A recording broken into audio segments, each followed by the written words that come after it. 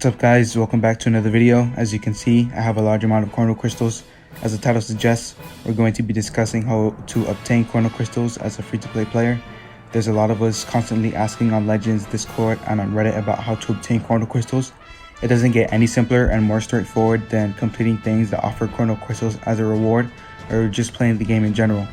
One more thing that is good to note is all the small Chrono Crystal rewards add up to 10, hundreds, thousands of Chrono Crystals, so you shouldn't be ignoring the ones that offer 10 to 20 crystals because there will be a ton of them.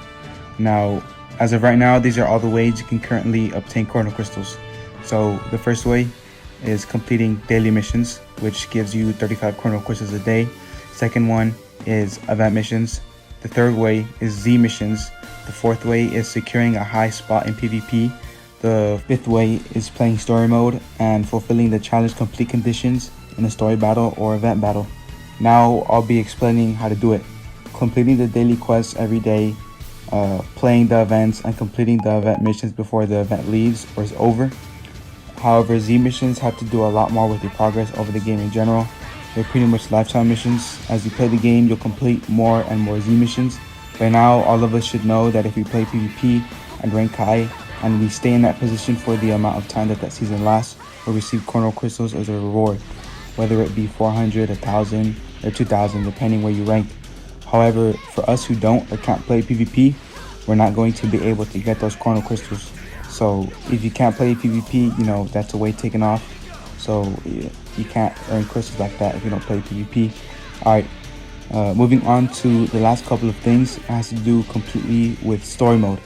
The first time you complete any story battle, you will receive 10 Chrono Crystals and 10 more in the Z mission tab. Also, we know how there are stars in each story mission or event mission. Each star lands you 3 crystals, but if you complete all 7 challenges, you'll earn 21 crystals in total.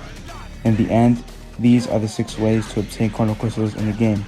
But like I said earlier, if you don't play PvP, you'll only have 5 ways to earn Chrono Crystals. It's all about patience and playing the game. Don't expect you're going to be earning 1000 Chrono Crystals a day. It's a process and takes time. Like I stated earlier, don't try to skip some missions only because they offer 20 or less Chrono Crystals as a reward, because there's plenty of them, and because of that, they'll add up to hundreds and thousands of missed out CC rewards.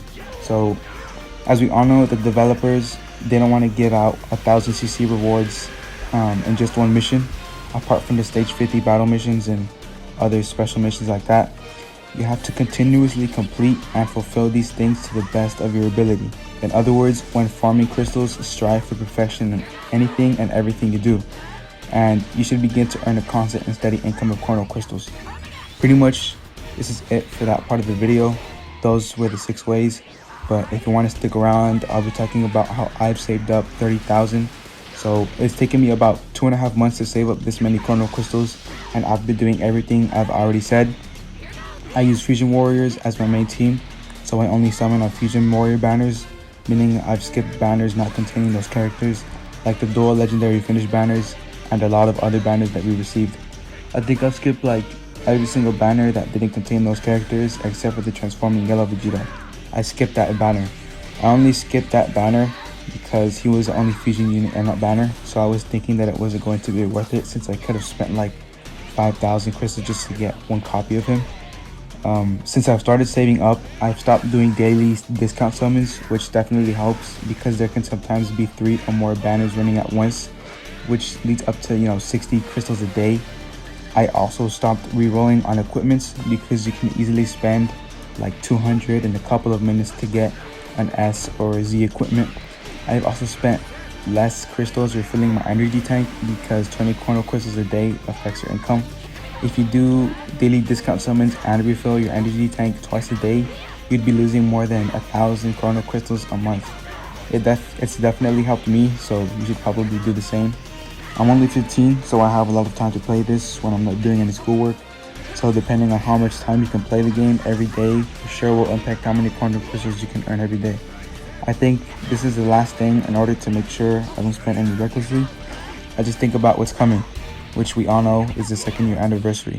That keeps me in check. I think about the future, not the moment, so that restrains me enough. Anyone who's reached more than 10,000 crystals knows that past that point, you have to have some self-discipline to make sure you don't spend any. So if you feel like you're gonna spend some, just think about the anniversary, and that should help make you not spend any more or any at all. Like I said, think about the future, because the second year anniversary units are definitely going to be better than mostly every unit in the game right now. Last year's anniversary units have aged extremely well, and they are still being used a lot today. Hopefully this year's units are the same, but we never know. Anyways, that's it for the video, guys. Thank you so much for watching.